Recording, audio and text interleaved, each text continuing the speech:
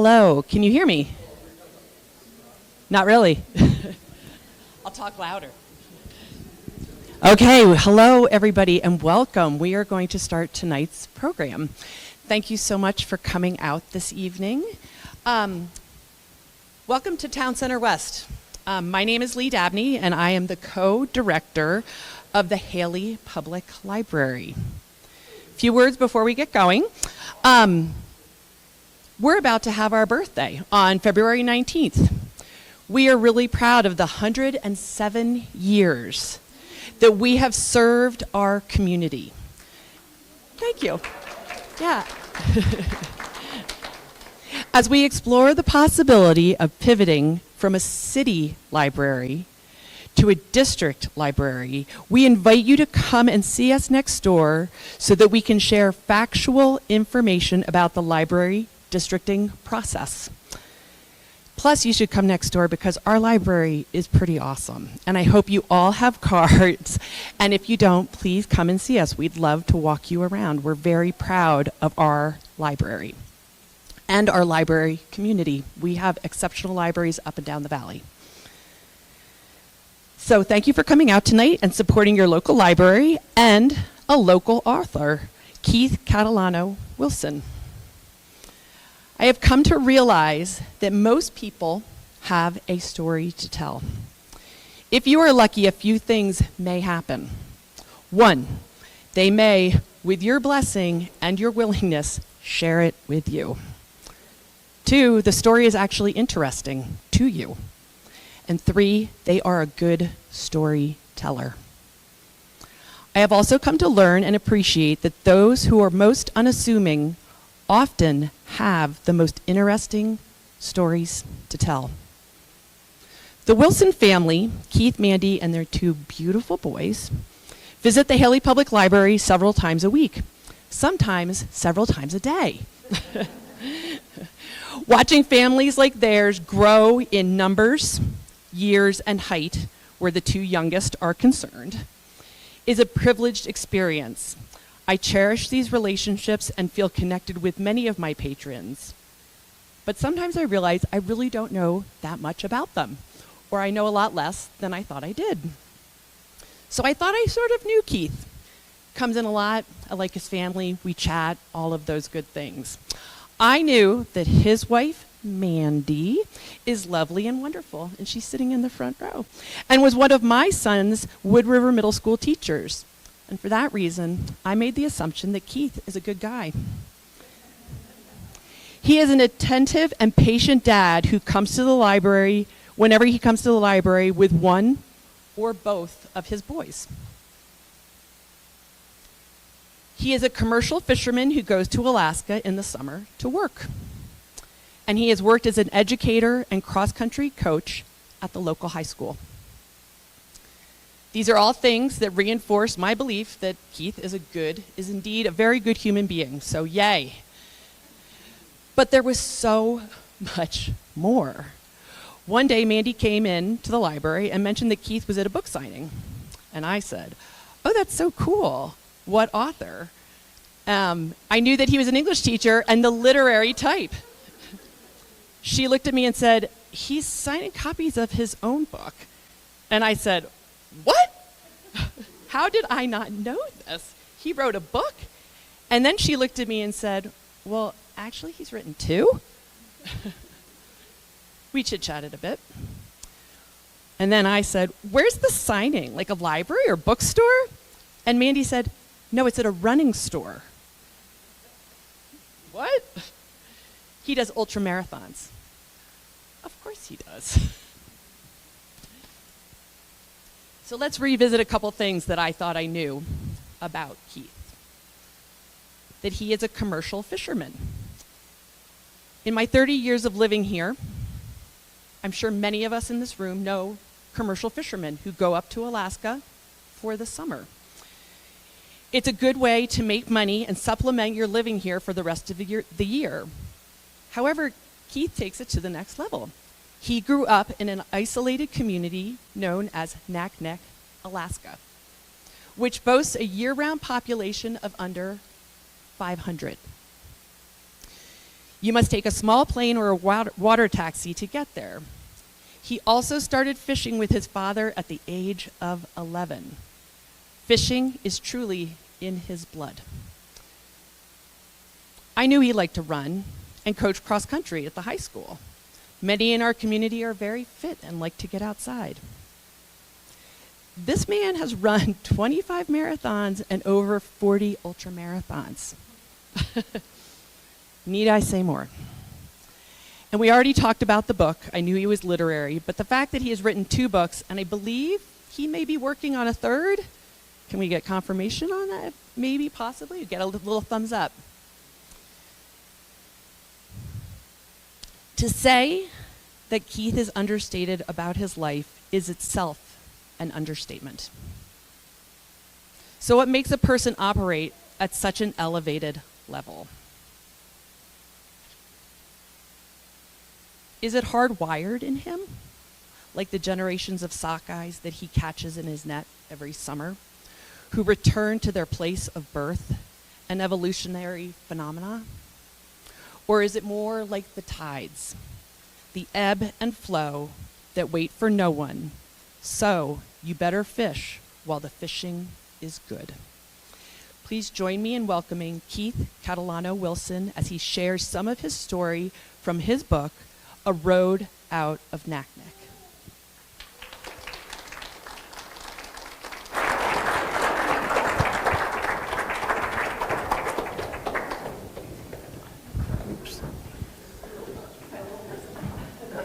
Hey, buddy. Oh, and we brought our friend up here. Do you mind if he sits in the chair? Wow. After that introduction, I'm sorry to disappoint, but thank you for making me sound so cool and impressive. To start, I have to take in this audience just for at least a moment, because as a former educator, I'm already just shocked and astonished that I can be talking for actually almost 25 seconds now and nobody's interrupted me yet. So thank you for that. This is about the number, though, where it starts to get feisty. So if anyone needs to go to the bathroom, just go like a grown-up. Well, before I start, I do want to thank Lee and also the rest of the library staff. I love that the library is one of my oldest favorite places to come. Yeah, sometimes multiple times a day. Reading and literacy are very important to me and my family, so thank you for everything you do, not just for inviting me here tonight, but for all of that. Wilder, was there anything you wanted to say?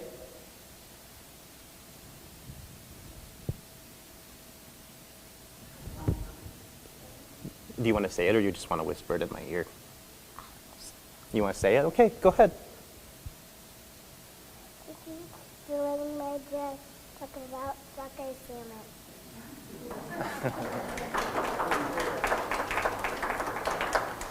All right.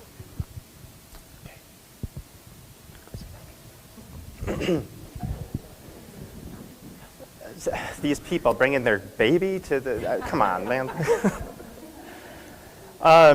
So yes, I am a former teacher, and I bring that up because this is, some of you are familiar with this world of fishing, some of you are not. So there might be things I'm saying that don't make sense at times. You might need clarification.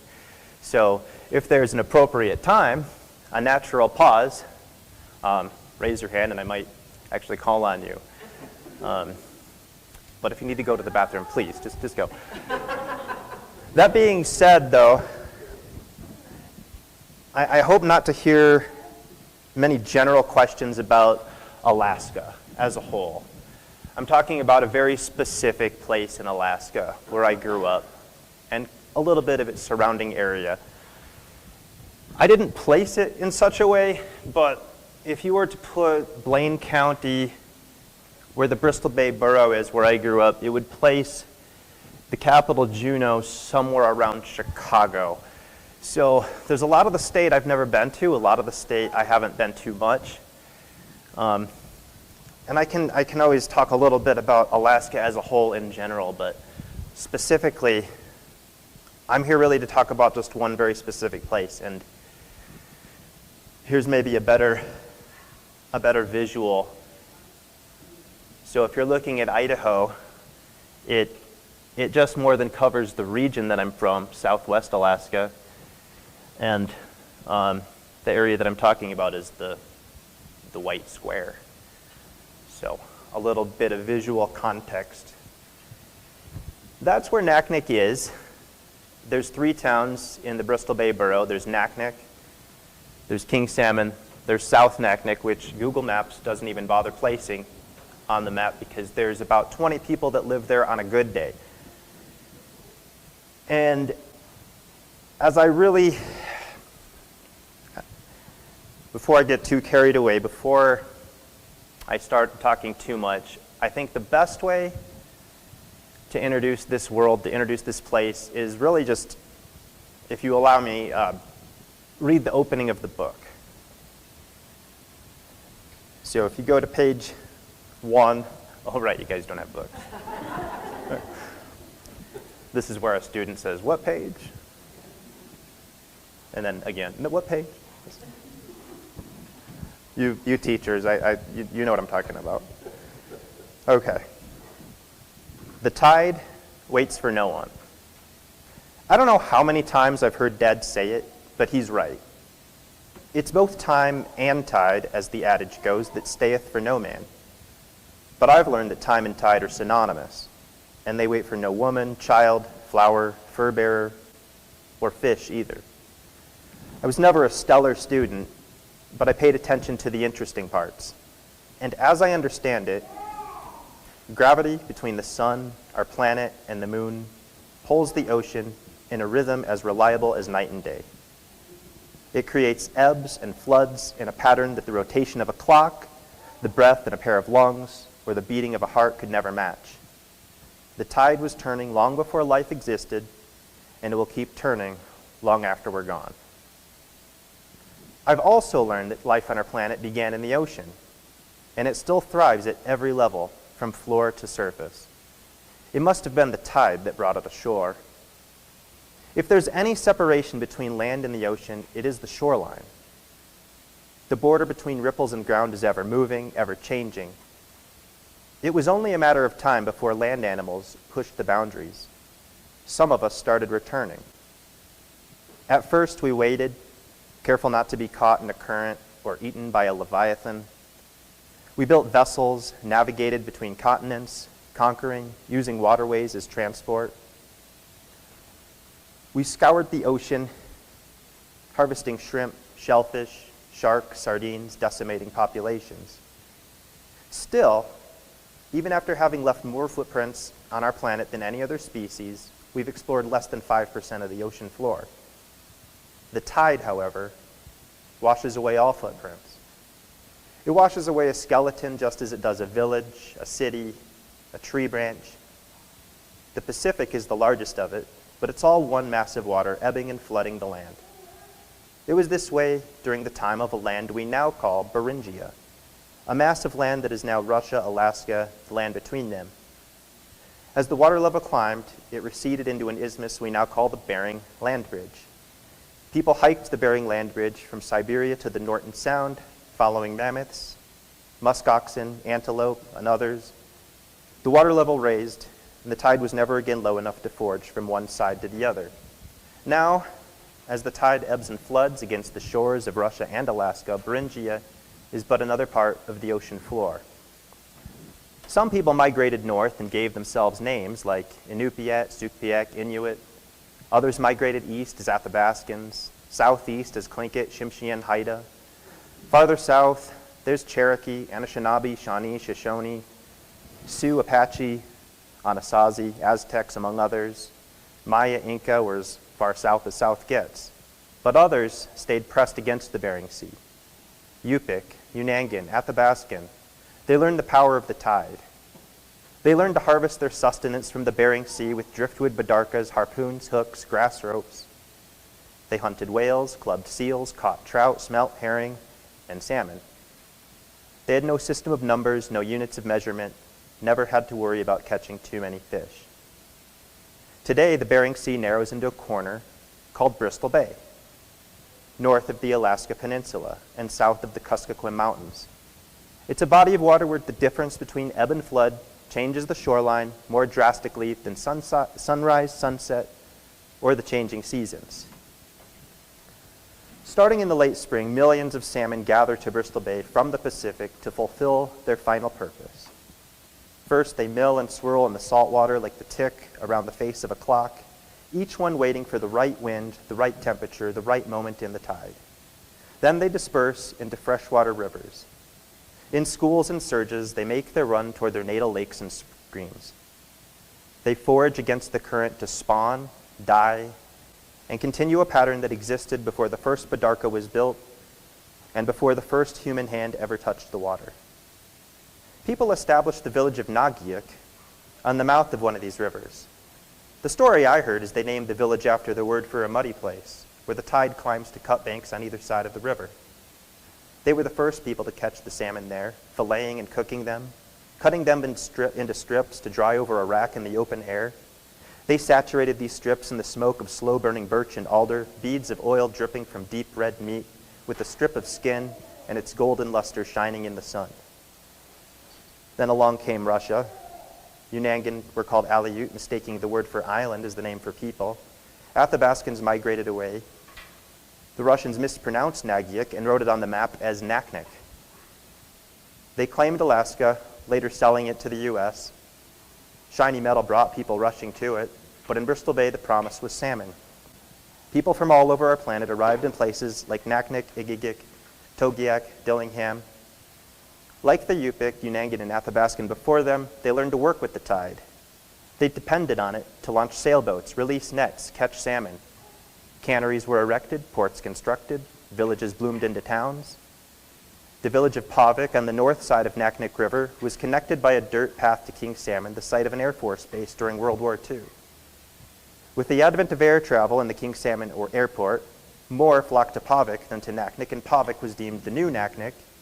Naknek became South Naknek. The three towns together became the Bristol Bay Borough. The dirt path between Naknek and King Salmon was paved and called the Alaska Peninsula Highway. Meanwhile, down the continent, across the oceans, salmon populations were disappearing. People wanted to prevent it from happening in Bristol Bay. Some of these people organized and called themselves the Alaska Territorial Fishery Service. First, Alaska had to be a state. Then they became the Alaska Department of Fish and Game. Then their rules were established. Now, based on escapement, nets are allowed in the water during designated times coinciding with the time.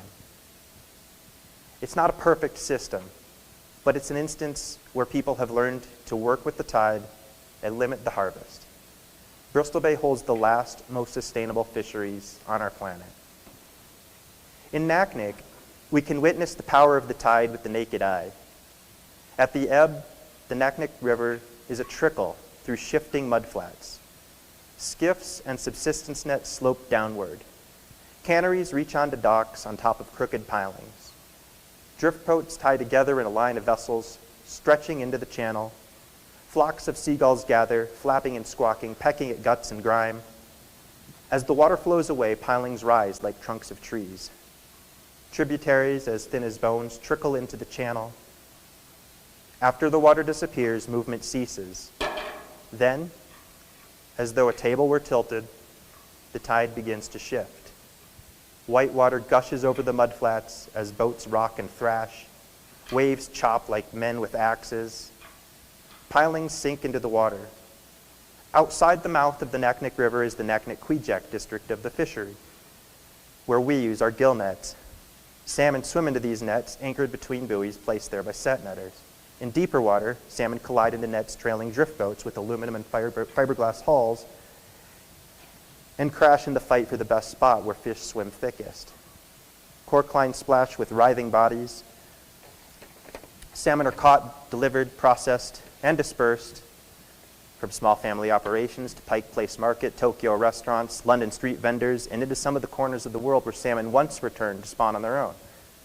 Above the cut bank, Cannery workers dominate downtown on foot, moving in groups between meals at Peter Pan, Red Salmon, Silver Bay, whichever cannery houses them. Fishermen emerge from Naknek trading with plastic bags of mac and cheese, baked beans, overripe bananas, heading back to boats, camp, bunks. They stumble out of Fisherman's Bar, Hadfield's, the Red Dog, hoping the season's earnings haven't vanished into the Bermuda Triangle.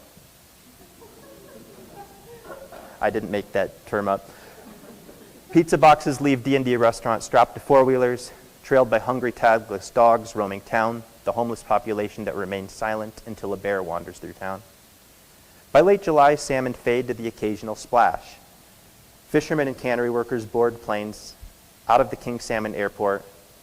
Boats crowd boatyards, windows are boarded, traffic vanishes. A shout or gunshot may echo without alarm. Cannery gates close. Naknek falls still like the river at slack tide. About 500 people remain, picking berries, hunting, chopping firewood, winterizing pipes. Some are descendants of those who crossed the Bering Land Bridge, others are not. All of them watch the tundra fade as cold air drifts across the tundra like a ghost, yellow leaves falling, nights growing longer. It will be months before the salmon return, before the masses arrive again. Out in Bristol Bay and the Bering Sea beyond it, the tide ebbs and floods as our planet and moon circle the sun. I had a, thanks. So, as an English major in college, I was always taught to bring it from the world of the reader and narrow it down into the world of the writer. And that's kind of what I tried to do there, hence the world as a whole, and then down into the tiny little town. The most important book actually to talk about tonight is this book, not my book. This is called Captain Jack's Tide and Current Almanac. This is the Bristol Bay edition of that. This is the book we live our life by. I can see, so I'm going to call you out. One of my crewmen who works for me is sitting here, Emmett Stouffer, right there. The first time I ever picked him up from the King Salmon Airport, I handed him that book and I said, okay, I want you to turn to one of these pages. I want you to tell me what you see. That was 2024. This is actually from 2025. Not that you can tell, but this is, you're looking at the book. This is the top left-hand corner of what it looks like. So typically, even though I talk about the tide in a symbolic and metaphoric sense, it's very literal. We live our life by the tide, life according to the tide. It comes up, it goes down twice a day. And if you're going to turn the page, everything's going to happen about 45 minutes to an hour later. And it repeats. And we go through our cycle of going to bed and waking up twice a day until you're eating cereal for dinner and mac and cheese for breakfast, or whatever it turns out to be. You do some kind of mental reset. A very different day. So this is June 1st. We were not fishing that day. But we were fishing this day, July 9th. This is a much better tide for fishing. You're looking at a 19-footer that is called a holdover tide, and it stays 19 feet for a little while, allowing more fish to come into the net. And then the 14-footer, that's not great because that's not a lot of time in the water. Some of this stuff will be clear as you see some more pictures. For visual, yeah, this is the outside end of the Naknek River. This is standing in the same spot at low tide and at high tide. So I'm standing on the Naknek side, and across the river is South Naknek. You can almost walk across on the lowest tide.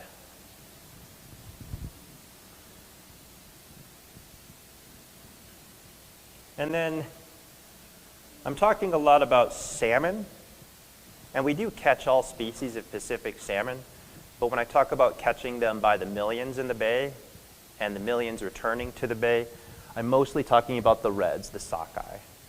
King would be a Chinook, a red would be a sockeye, silver is a coho, a chum is a dog, a pink is a humpy. If you there'll be a quiz later. I don't know.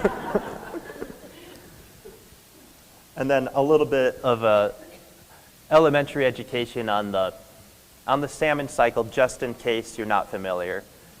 Starts as an egg, goes to an alevin, fry, par, smolt. It's about 2 years old. It goes into the salt water. Spends a couple years as an adult, becomes a spawner and a goner, and we repeat the cycle. And really, I could have had the goner after every single one of these, because from the time they're an egg to the time they are a goner, they're fighting all kinds of obstacles, predators, me. Something that is pretty amazing about them, 1 in 3,000 eggs statistically becomes a spawner. So that's how many salmon are feeding the ecosystem, feeding those predators, whales, seals, birds, everything that they have to overcome. So if you are a salmon and you become a spawner, you've made it. And then you get to die and fertilize the ecosystem. One thing about that fascinates me is it fertilizes the ecosystem so well that in places where bears take salmon up onto shore and eat them, and where the remains stay, trees will actually grow thicker and bigger. And I always think that's such a cool thing. And there's a great book actually called Salmon in the Trees, if you're interested in that whole idea. And when they spawn, they turn into this almost cartoonish red. That's the astaxanthin that's in their meat that gives them that deep red color when it's on the plate, which sounds like an advertisement for Wilson's Wild Salmon, which I'm trying not to do, but if you are interested, wilsonswildsalmon.com, look for us. So you're catching them when they're in their spawning area. Is that No. We're catching them when they're adults. So they haven't reached the freshwater yet, but they are on their way. Yeah, that's a great question, though. Oops.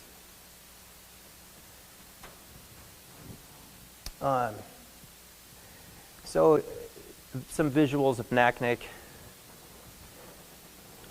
Top left-hand corner, that's the Naknek River leading up into the spawning grounds. This is where they've escaped. So if they've made it here, they might have to worry about some sport fishermen, but they're not going to have to worry about us. They've made it. This is downtown Naknek. The thing about downtown Naknek is that's the end of the 15-mile road. That's the namesake of a road out of Naknek. Spoiler alert, there is none. Technically, there's a 15-mile road from the Fisherman's Bar of the Bermuda Triangle to the King Salmon Airport, and that's the road's terminus at mile 15. And then to get to South Naknek, you either take a boat or you fly. And even to this day, kids that live in South Naknek fly across the river to go to school. This is City Dock. This is how things get in and out. That's how the fish gets out. That's how our vehicles get in. That's how groceries get in. There's a myth that says that the cotton grass indicates how much salmon is going to be returning. It mostly seems to be consistent, but I've seen variations, so I don't entirely trust it. And then this is flying over the tundra. So growing up in Naknek, people often ask me that, especially when they come visit for the first time. What was it like growing up here? You can't go anywhere. You're stuck here. There's 500 people. Well, what do you do as a kid? And really, the answer is not too exciting. The answer is that you do the kind of stuff that all kids do. You get up, you go to school, you're involved with sports or whatever your activities are. We didn't have a lot of sports. We had basketball, we had wrestling, and we had something called Native Youth Olympics. If anyone buys me a beer after the talk, I'll maybe demonstrate some of that for you, but I'm not going to get too much into that. So my parents, they moved to Naknek in the 1970s. They got away from, they both grew up in the Detroit area. They wanted nothing to do with that. My mom got a job as a special education teacher in the Bristol Bay Borough School. My dad got a job working for the Alaska Department of Fish and Game. When I was born, he stopped doing that. He stayed home during the winter to take care of me, and he took care of the fishing operation. He's the one that took it over after my mom was actually the one that started it. So they were new to town. They were a young couple in this fishing community, adventurous spirits, and my mom and some other of the younger teachers, new to town, said, let's try this whole fishing thing. And they did it. I mean, when my mom tells the story, she kind of describes it as more like a Cheech and Chong go fishing. She might not have taken it as seriously as my dad did growing up with him, which I will talk about. And go figure I would end up here because we loved cross-country skiing. It was a little different. We didn't have groomed trails. We had trudges across the tundra looking for caribou. I'm catching a lake trout. I think I'm like 15 in that picture. And wrestling turned out to be my sport. That's how I started running. I wanted to lose weight, right? I wanted to make my weight class. So I ran and ran and ran. And then the thing is about high school sports, when you're not going on to compete later, high school sports end, right? But fortunately I kept running. And how that came about is every weekend when I wasn't at practice, I just went a little farther, a little farther, a little farther. This kind of sounds like Forrest Gump, I know, but one day I found myself at the road's terminus in King Salmon and said, okay, well, now what? I guess I have to turn back around and go home, just like I always do, but this is as far as I can go.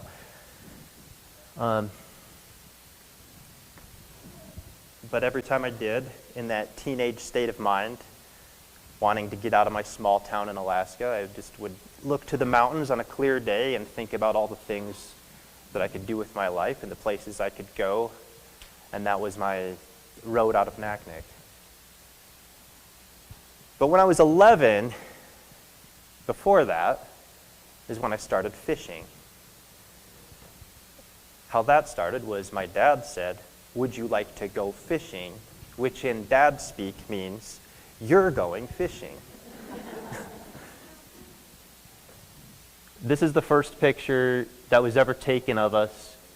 And I love this picture because it makes me look like I did a whole lot more than I actually did when I was 11. But my dad is about as old as I am. He's like, I'm 41. My dad is 43 in that picture, which is so bizarre to me now. But this day in particular, this is a pretty big day. This is when we used to fish in old wooden skiffs.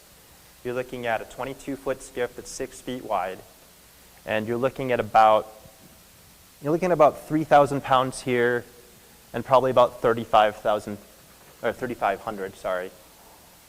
About 3,000 pounds here and about 3,500 pounds in this boat. So this day, my dad and his crewman, his name was Cameron, he was just out of the Coast Guard. He couldn't continue with the Coast Guard because an oxygen tank burst when he was underwater, and it kind of ruined his lungs, and he just had this continuing cough.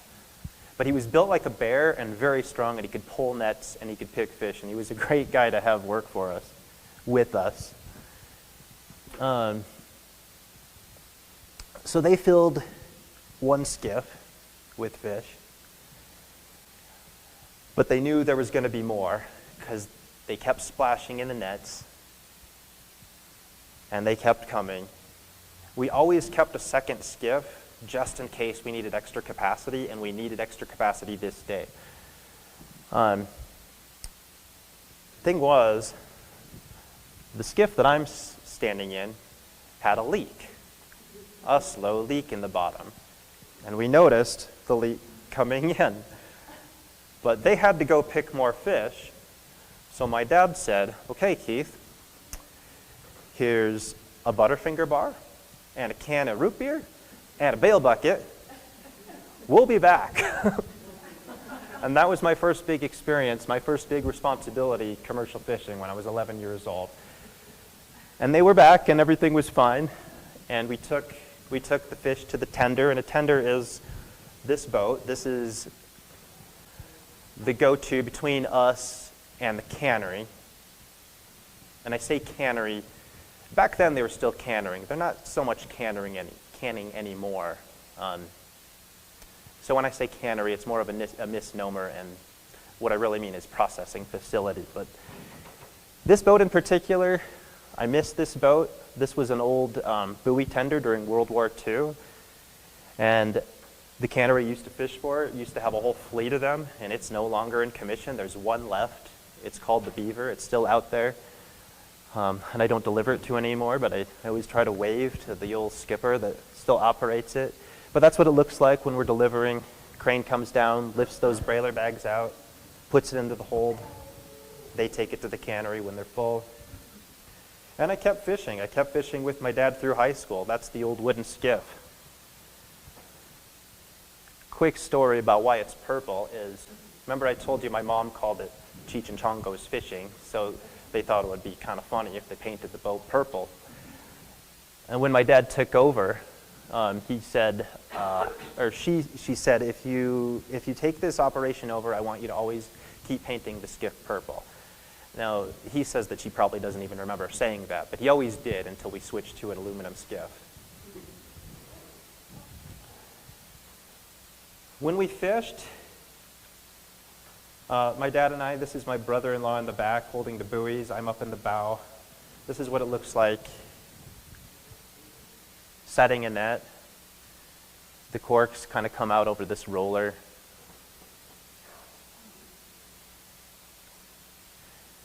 And I think my wife will attest that when it's happening, it seems like it's happening a lot more fast and furious when you're right up to the corks and you have to worry about your feed and your arms, and you still do.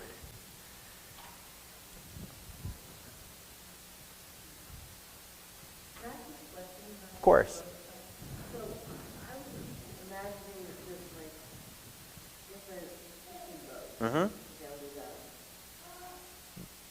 top section and all kinds of antenna and, Yeah. you know, and I'm like, those are your boats? Those are so small. What about a storm? Like, how do you protect yourself from big waves? So I'm surprised at the size of the boat. Waves certainly make things harder. They make everything more difficult. For the most part, I've felt safe on board. But the level of difficulty definitely has to do with the waves.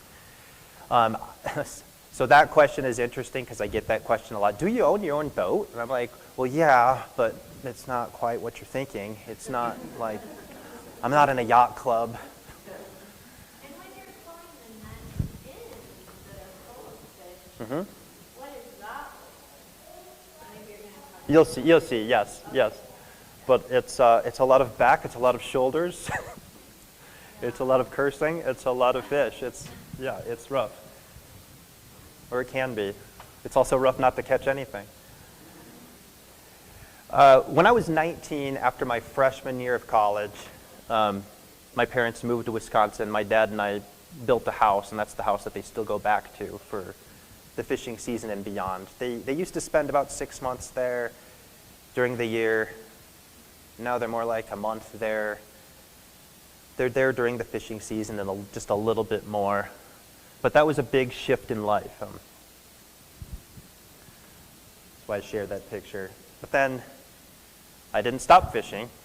I kept fishing through college. I kept fishing as I started my career. I kept fishing as moved in several different places, 7 different states, including this one, 2 other countries, always kept going back fishing until one year,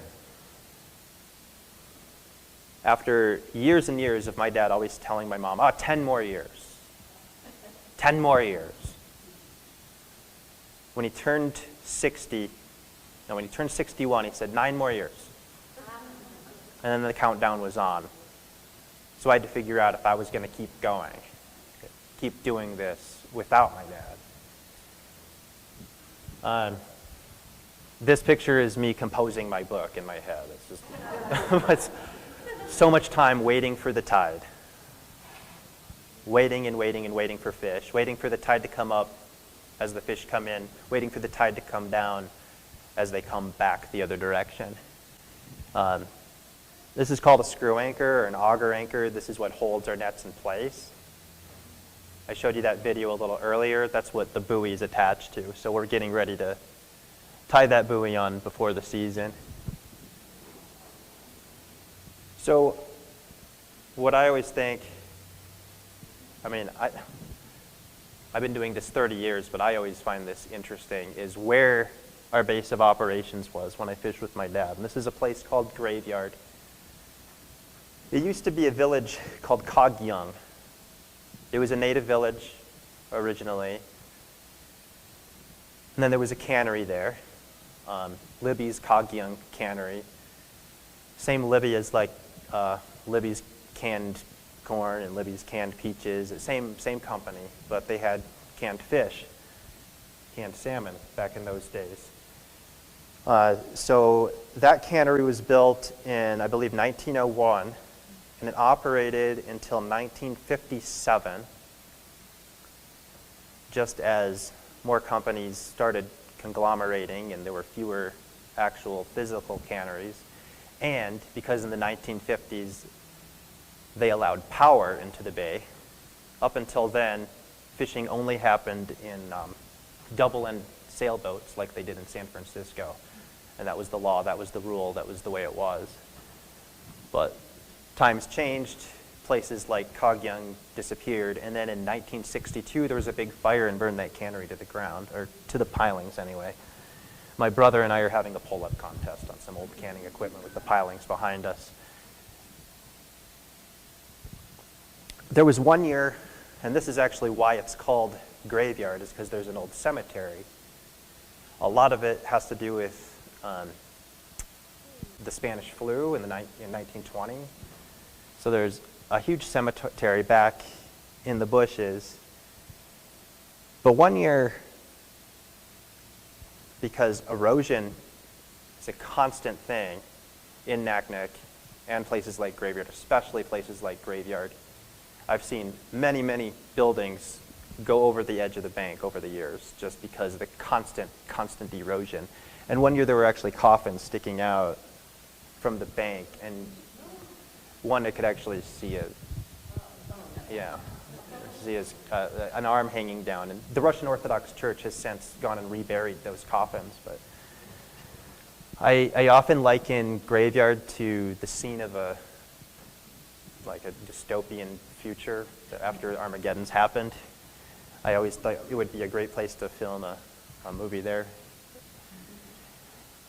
This is called a monkey boat up in the top left-hand corner. This is what actually took the double-end sailboats out into the water because they didn't have power. It would take them out. They were out all day. They were at the mercy of the tide. And that monkey boat is also special because my dad took the ship wheel out of it and affixed it to the porch of the house I grew up in, and I used to drive the house. And it's also one of the very few places where you can get cell phone service at Graveyard, along with this place in the middle, this old shack. So he's left, but my 3-year-old, when he was just a month old, I spent a lot of time talking to my wife from in that shack on the phone, just seeing how things were going. This old car in the bottom here, that used to pull, fish down to the dock at the cannery, just by there's a single rail that was behind it, and It parked in the bushes sometime in the 1950s, and it's still there. This is an old bunkhouse, and this is actually taken. These two pictures are taken in the same season. One being after a storm. It's completely gone now, been totally destroyed, as well as many buildings that were on the outside of it. Where we stayed was the old hospital. And I don't remember what crewman it was that was working for my dad that brought up the fact that we stayed at the old hospital. And he said, wasn't the Spanish flu a big thing here? A lot of people died in this hospital. I'm like, oh yeah. Yeah, probably. And I've fished for 30 years now, and this last season, because we have moved our operation, this last season was the last time that I didn't return to graveyard. Because I went to graveyard every year of my life from the time I was 11 to the time I was 37. But then I even made a couple visits after that. But this last season, I never made it up there. But I've heard that since then, this foundation has totally crumbled and it just collapsed. But the building is totally still intact, including the windows, which are the original windows that were put in there. The only windows that we had missing were on this side where a bear came in the door. And the thing about bears is they never go out the same way that they come in. So we weren't there. That was before the season. But that's the old hospital, and it's the most inland building in graveyard. So even though it's on the ground now, it'll be the last one to be eroded away. And that's the inside. So that's home sweet home. That's our living room / kitchen. This used to be the doctor's office. When there's older fishermen that used to be there that would tell me about when they first went into the hospital, there were old opium bottles that were still full in the apothecary behind the doctor's office. And I said, well, what happened to them? They gave me a giggle. I don't know. That's the last picture at graveyard of me and my dad, taken by my brother-in-law who was working with us. And it all just kind of felt very normal. We walked away like it was just the end of another season. So what does all this have to do with running? Well, as a runner, I just can't wait to start telling you all about my regimen and my diet. I won't do that to you because we live in this community and you probably know somebody like that. And if you don't know somebody like that, it's probably you. What I will say is running was and is a continuous way to just keep running my road out of Naknek, but I always return. But what does it really have to do with fishing? Running's hard work. It's grueling. You have to push yourself. Even when you're sweating, the finish line is so far away sometimes, or so close. But you just have to press on. Fishing is the same way. So I can speak to the discipline aspect of it. I can also speak to the fact that wild Alaskan salmon, they are an enduring species. Even though 1 in 3,000 actually makes it to their finish line, they have all these obstacles, but they keep pressing forward against the tide, against the current, and some of them do make it. And I can also talk about the dietary needs of running and the protein, the natural protein that's clean and natural that you find in salmon, the astaxanthin, which is the red pigment, which is 700 times more potent as an antioxidant than vitamin C. The catch is that that's only when it's combined with consuming omega-3 fatty acids, which conveniently is in wild salmon, which also sounds like an advertisement for Wilson's Wild Salmon. So if you go to wilsonswildsalmon.com, if you feel like it, no pressure, you might be able to find some of that nutritious, wholesome, enduring food. Even if you're not a runner, even if you're not an athlete. So Mandy came into the picture. We were teaching in Oregon. She was across the library in her classroom.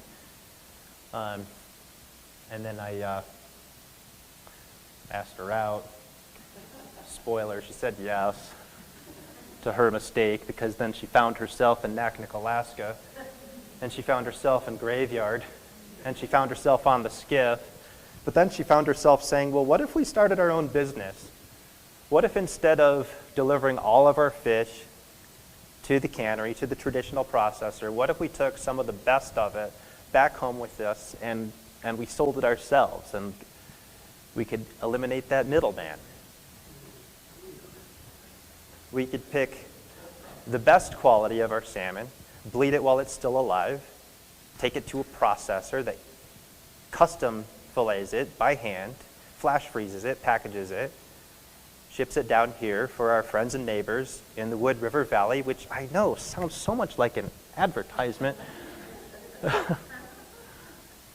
But it is a beautiful product. We are very proud of it, and it is part of the story.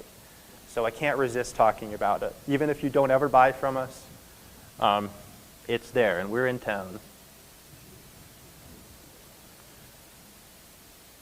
So where we moved is a little closer to Naknek. It's just outside of town. It's where we fish now. And the business had a lot to do with it, because taking fish from Graveyard and that area to a processor depended on perfect conditions, perfect moments in the tide. If the surf was way up, we couldn't walk the fish into the beach. A lot of times our guy on the beach that was waiting for us, the walkie-talkie wasn't working. All kinds of obstacles. So we started that business in 2020, but we might not have gotten as much fish as we wanted to because of all these obstacles that we had. But like I said, salmon have obstacles, and we pushed through them. And when it was time, we bought a new place where my nets are actually right in front of the cabin. And we can load our business fish right into the back of the pickup truck and take them to town ourselves, because Graveyard, you had to get there by boat.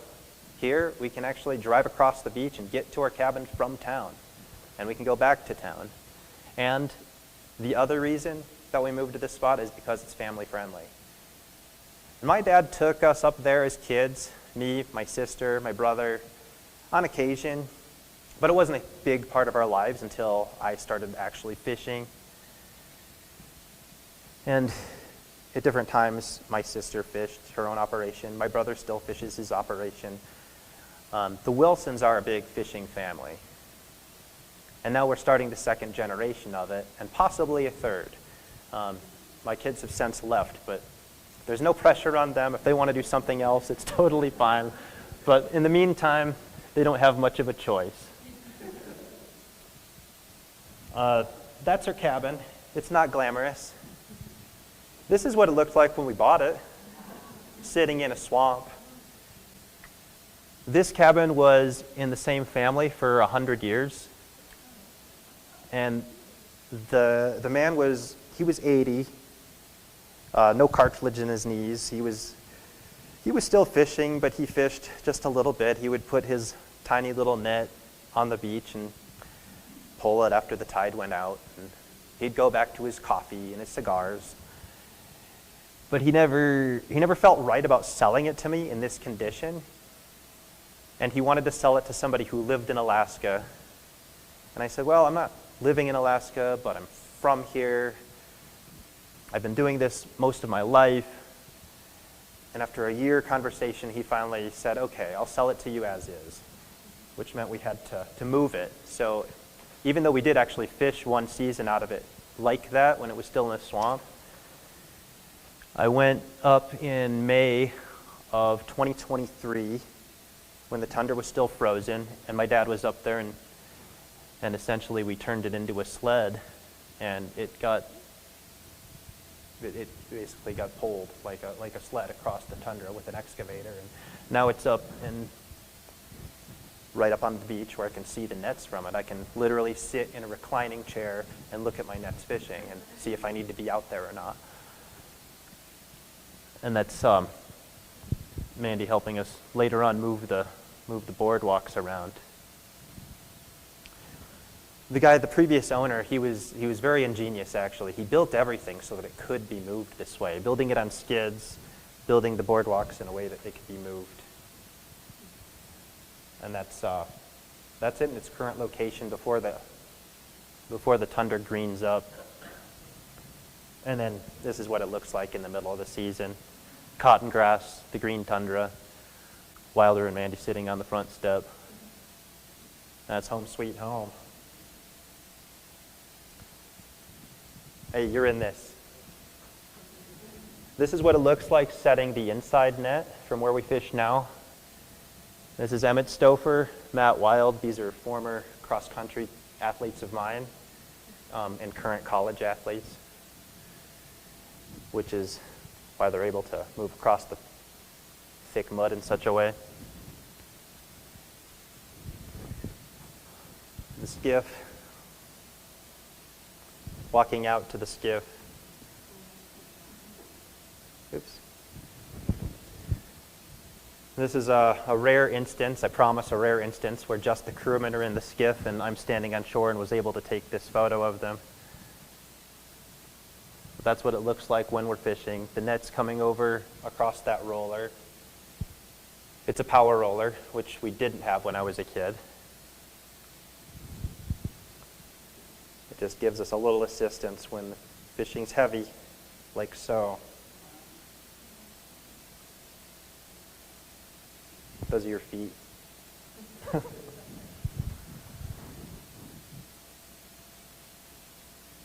So we have permits, and each permit allows for 50 fathoms of gear. So we have one fathom is 6 feet. So we're looking at 300 feet of gear. It looks like this. There's one further outside and one farther inside that's toward the cabin, if that makes sense. Here's Matt waiting to deliver to a tender. Here's Emmett pulling some fish, looking studly. Is that typically what happens? So the nets like hanging like a curtain when you go to hold Right. and getting caught? Right, they're gill nets. So they're on their way to spawn, but they're still in the brackish water. And as the tide comes in, they move with the tide, and we catch them as they're on their way. They're surging. And then as the tide comes out again, a lot of them will come back in the other direction. They're always kind of pulsing back and forth on their way up to the fresh water to spawn. So are you pulling the nets in twice a day? It might be twice a day. If it's twice a day, it's probably a slow day. Sometimes it's over and over and over and over again. Sometimes it's like you're working a typewriter. You pull along, and then, oh, we're still catching them as we're pulling. Okay, let's go back the other direction. And sometimes, working a net that's up towards the beach and one that's farther out, that's the challenge because the tide comes out. The tide goes out, we run out of water, and oh, shoot, we're catching fish over there. We're still catching fish over there. Emmett, you got to get out, and you got to get those fish off the beach before they get into the mud because that's no fun. And we're going to stay out here and we're going to keep fishing this outside net. Like I said, it's hard, grueling work, which is why I hired hard workers, runners.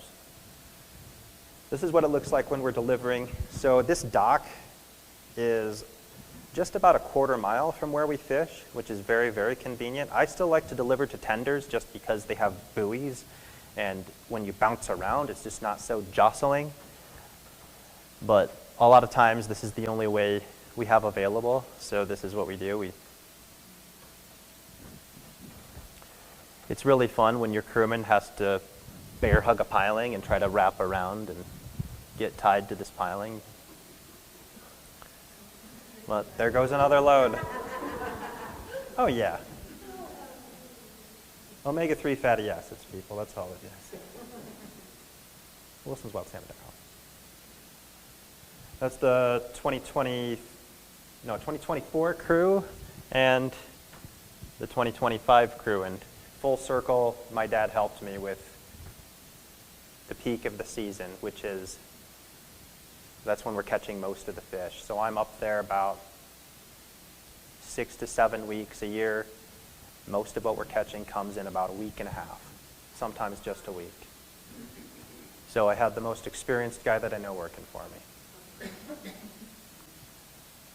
And he didn't boss me around. Yeah, I can't walk away here satisfied if I don't talk at least a little bit about Pebble Mine. Some of you may have heard of it. I'm seeing heads nodding and hearing subtle comments. So Pebble Mine would be the largest open pit mine in the history of open pit mines, and it would be placed right above Lake Iliamna, which is the largest lake in Alaska, and it's the headwaters, so it's where they spawn. The dam that they would build would have to hold tailings forever. Mind you, there's a lot of earthquakes, volcanoes, that kind of thing. It started at about 2005. That was kind of when it came into the spotlight. The company called Northern Dynasty, based out of Canada, and they partnered with a company called Anglo-American, based out of England. That was the Pebble Partnership. It has since kind of dwindled back just to Northern Dynasty, among other companies that seem to come and go, but Northern Dynasty they seem to be the constant that's always after the copper, the gold, the molybdenum that's in there.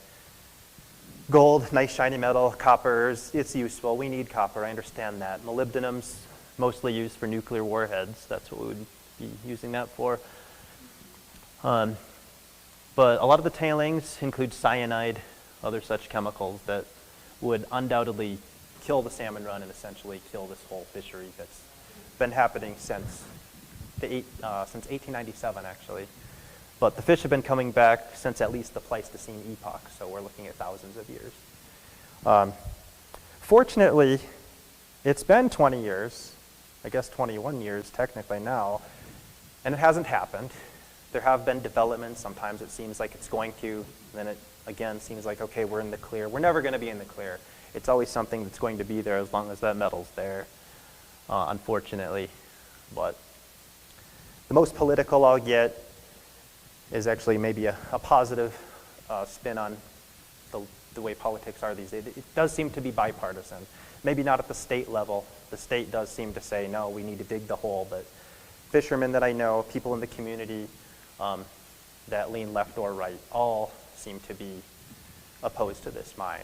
And it's not, I think it has a lot to do with because it's not just about the environment, it's also economic. It devastates both of those things. So it's nice to see in one instance where people do get along for the most part, although there are outliers. So I thought I would close with one more reading before I open it up for the questions. This comes from a time, this is about 3/4 through the book. This was when my dad, my brother, and I were fishing together, and actually my sister and my brother-in-law were fishing together too. We all stayed in the hospital together. But this was a night we loaded up. We had a lot of fish. We'd gone to the tender. We waited in line at the tender. Sometimes that's an hour or two, and we were at the back of the line. When we got up there, the tender said, no, we're full. You got to wait for the next one. So mind you, the tide comes in and out every 6 hours, so we're looking at a 6-hour wait. It was about I guess it was about 6 o'clock in the evening, so we're looking at about midnight when the next tender would come. And our skiff and my sister and her husband's skiff both waited at that tender while the next one was on its way. And they were very nice. They fed us a nice salmon dinner, salmon and rice. We took a nap. But as we were there, the wind came up. And that's about where this starts, when we're tied up to the tender. After my sister successfully delivered and drove back to camp.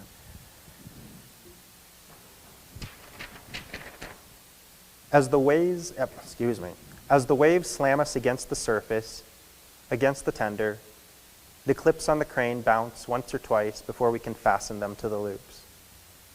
When the first brailer is clipped and untied from the skiff, it rises against the lights, empties, and lowers back to us. With 1,000 fewer pounds on board, gone from the bow, we rock lopsided in the water. The sooner we can get another brailer offloaded, the better chances we have of not to swamp. Then there is a siren on the other side of the vessel. I hear it over the wind and waves and men shouting. Luke, my brother, freezes. The crane operator disappears. The attention of the crew is on the skiff on the other side of the tender where 2 men have gone overboard. The skiff remains lopsided. It rocks and splashes in the waves, and splashes into the stern have grown. Hey, Dad yells to anyone who can hear him. We got to get more fish out of here, or we're going to swamp too. The scale from the crane is still lowered into our skiff, and I start clipping the next brailer to it. Luke is frozen. Luke, I say, brailer, come on. I can't hear what Dad and the skipper are shouting back and forth through the wind, but Dad starts untying the stern line. Keith, he shouts, untie. Skipper says we're going into calmer water. I release us. Then water dumps into the stern. And we realize our mistake in an instant. Hey, we're sinking, Dad yells. We're sinking. Fish float toward me. The motor is underwater. I've untied, but the line is still in my hand, sliding through them. I tighten my grip and feel it burn through my gloves. I'm bailing, Luke says.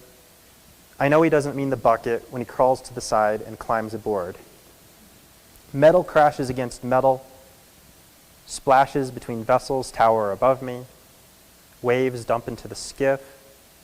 My hands burn as they tighten harder around the line as I slip into the dark. In my peripheral vision, I see Dad climb aboard the tender. Now I'm alone in the skiff, drifting away, fish floating against my hips. Dad and Luke's voices are somewhere in the lights. Screw the skiff, Keith, I hear my brother say. Get up here. Dad says, damn it, that's my son. I drift into the darkness, and for a moment, the waves are silent, almost still. My mind must have gone black. I don't remember tying the tangle into the net, into the mess on the floor, holding the skiff against the current. But I look down, and it's there. It's not a bowline or a keg knot or even a granny knot. It's a wad of line woven back and forth and around itself in some kind of mess that's somehow holding. It will do. I've done what I can. Now I need to get out of this skiff. I step toward the tender, but my ankle is wrapped in the line. My face splashes into the floor. I taste salt. Water pours down my neck. The bail bucket floats by me and disappears. I flap and kick, but it's futile. The more I move, the more the line tightens. Water pours toward me. Water is all I see.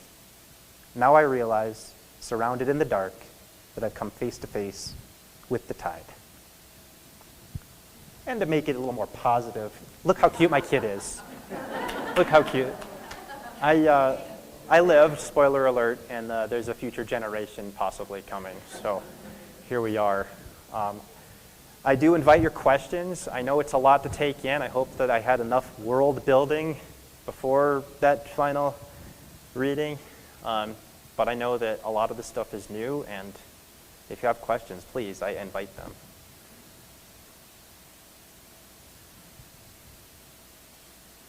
Yes? What kind of running training are you doing in the winter What kind of running training am I doing in the winter now? Typically in the winter, I'm mostly cross-country skiing and focusing on strength in my garage. That's what I'm doing.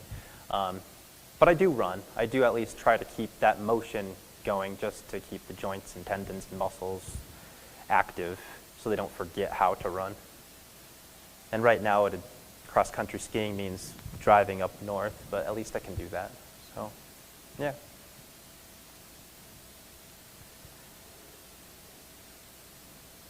I'd be interested in what it was like for you guys over here who works with you.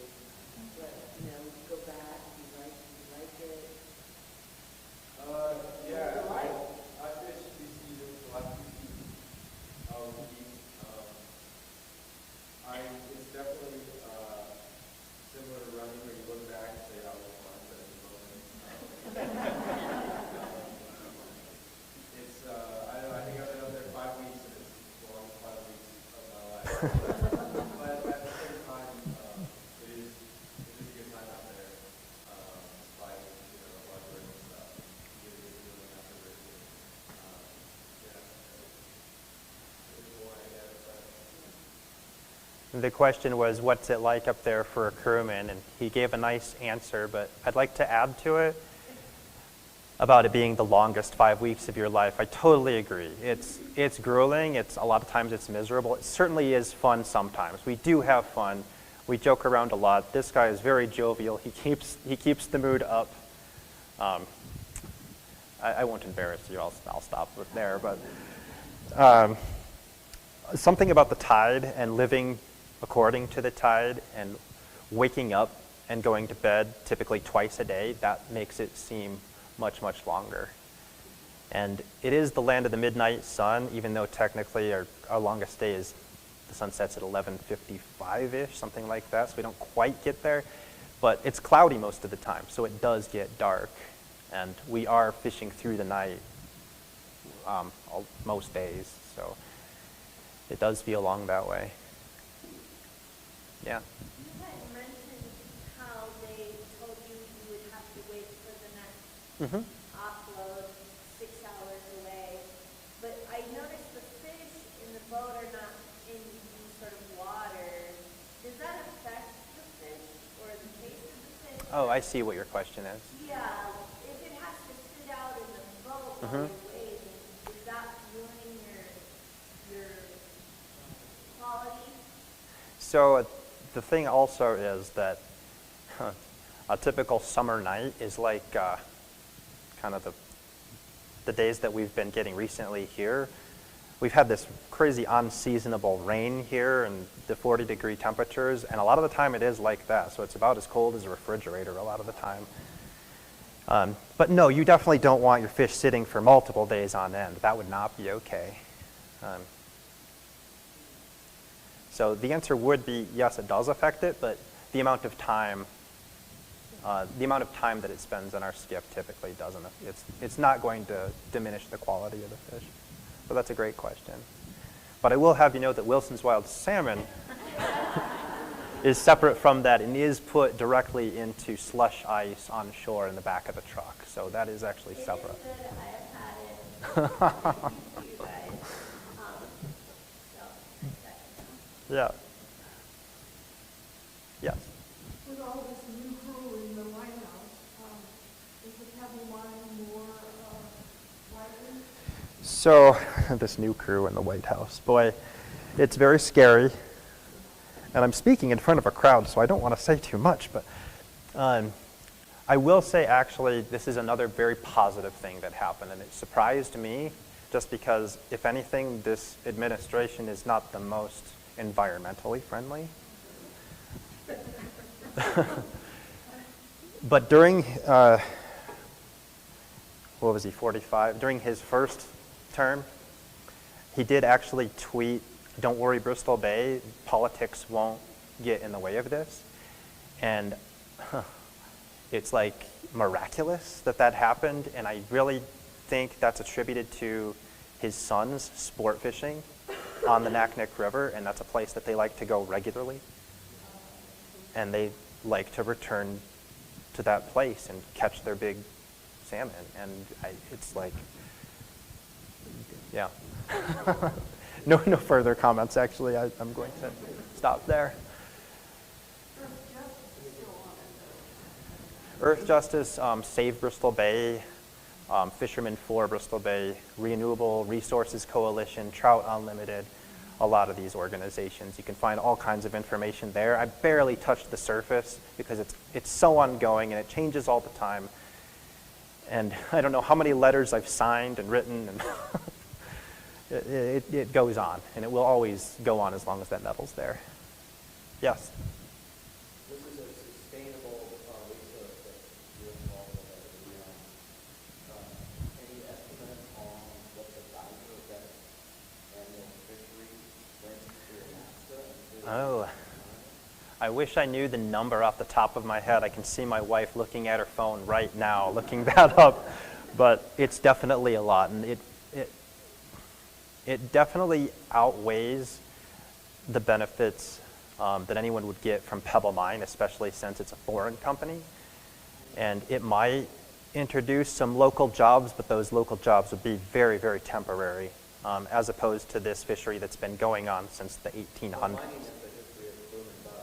Absolutely, yeah. Right, and then the resources are gone. Yeah.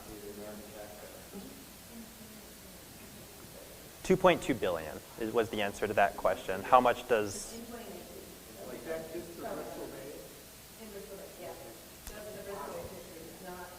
Right. Question? Is your Wilson Fabulous Salmon available for retail or here or online here? Are you a store owner? Yes, well, yes. No, I'm not a store. Okay, but yes, it's definitely available online through us, through some vendors in town and elsewhere. Still carrying it at the yard? It is there, yeah. Yep.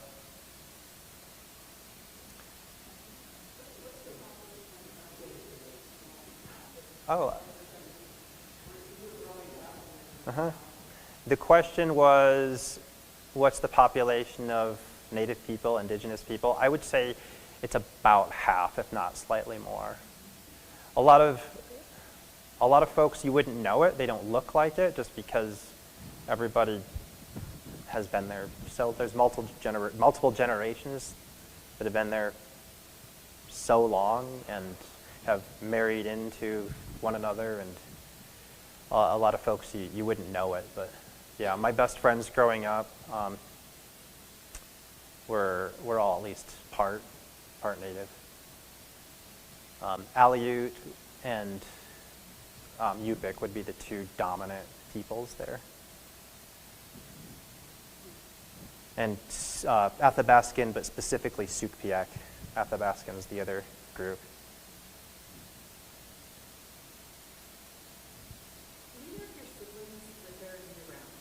The question was, do either of my siblings live there year-round? My sister's a doctor in Sitka. She's gone back to Alaska in recent years, but she doesn't live in Bristol Bay, no. My brother, so my family moved to Wisconsin when I was a freshman in college, but he did spend part of his junior year and all of his senior year, or something like that. I've kind of lost track of what he did. It's been so long now. We're all in our 30s and 40s now. But, nobody's there now. So.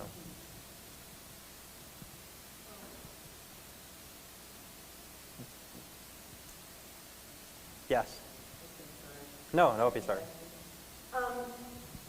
seems like over, in my life, I've understood that, people like you, you have to Alaska for the summer, get, fish like crazy, make a killing financially, come back and then do whatever, teach or whatever, do a good job, that you care about.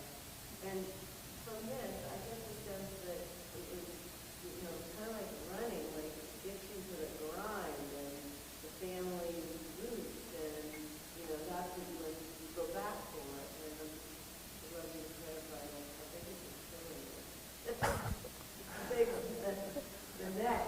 I'm not going to give you any numbers, but I will say that it certainly fluctuates. It certainly fluctuates. Most of the time, I'm not loving the life. Most of the time, it's, as Emmett said earlier, during his high school career, I often said type 2 fun. It's fun after it's over, and you can talk about it. And we do have a lot of that. But depending on the season, so 2023 was a pretty dismal season for us. We hardly caught anything. 2024, I meant to say. 2024, we hardly caught anything. 2025, I caught more in my first 3 days than I did the entire season before. And it was, the biggest day was actually June 29th, which is unheard of. The peak of the season is usually about July 4th, July 10th, somewhere in there. And that's when that week and a half run happens. But this was early, it was unheard of, it hit hard, it hit us early, it was a surprise. It's a great surprise after it's over, I tell you. But when it's happening, it's very difficult.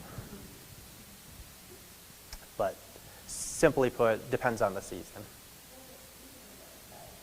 I can talk about, sure. In the 1980s, so my dad in 1988 fished for $2.40 a pound. That's what the canneries were paying. In 2023, we got paid 50 cents. The most I've ever fished for was $1.50. That is what the canneries paid. The money went a lot further in the 80s. But also they didn't catch much in those years. And the reason the price went down after that year was because the Exxon oil spill happened that year. And even though that didn't affect Bristol Bay directly, the reputation of Alaska seafood plummeted, so people weren't wanting to, right? It was the wrong kind of oil in their fish, right? Yes? Yeah, the question was, is the catch limited by Fish and Game? If we're open, if the Alaska Department of Fish and Game has reached their escapement goals for the day, we are given an opening, which means our nets can be in the water. There's no limit on how much we can catch during that opening other than our physical ability to keep up with it. But it remains sustainable, and it's remained sustainable since the 1950s due to that escapement number that they're always trying to reach. And if they don't reach it, we're cut off. You have to stop. There's no fishing happening.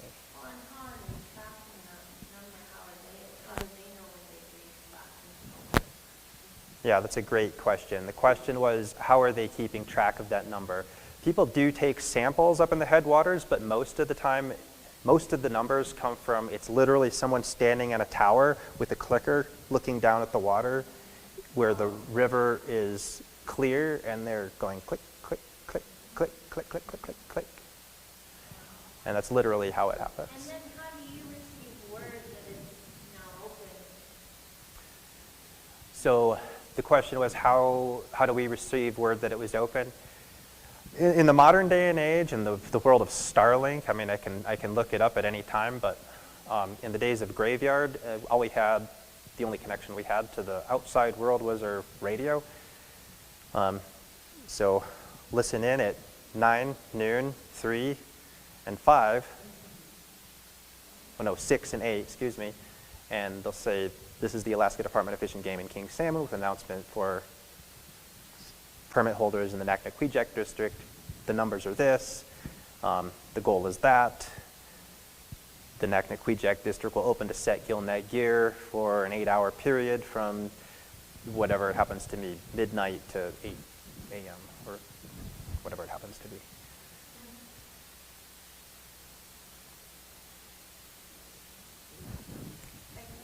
Of course.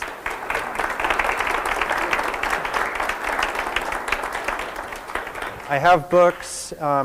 They're available. I'll be hanging out for a little bit just in case you're interested. But thank you for coming. Thank you for your great questions. Thank you for your interest. WilsonsWildSalmon.com.